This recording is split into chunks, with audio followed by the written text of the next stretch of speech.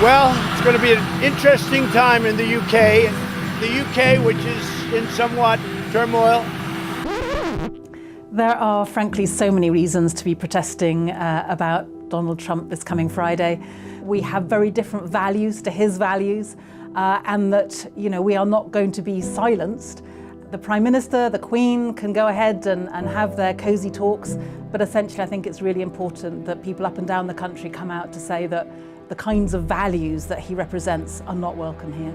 Your staff should be speaking English. Because of people like you, our nation Honey, I'm going. Go back to Asia. Go back to your shithole asshole. Trump, God bless Trump. We're gonna nuke you guys.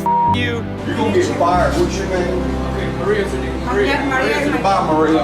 Okay, bye. Bye. Buy you a ticket back to Mexico. The Statue of Liberty is all about welcoming the poor and the vulnerable, and yet what Donald Trump is doing is choosing the most vulnerable children and locking them up in cages. I mean, this is an absolutely vile act.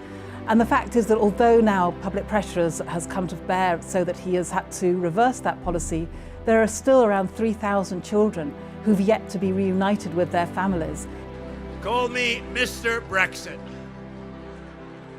The American people are ready to vote for freedom. I worry that because we're essentially basically giving up the bridges that we have with the EU, we will therefore become more dependent on relationships with people like Donald Trump. And I think that's just going to be bad for this country, bad for the people of this country. The United States will withdraw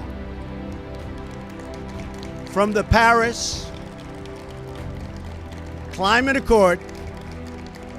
For me, one of the key ones is, of course, his position on climate change, the fact that he's a climate dinosaur, that he's ripping up laws that have protected people in the US from some of the worst of climate change.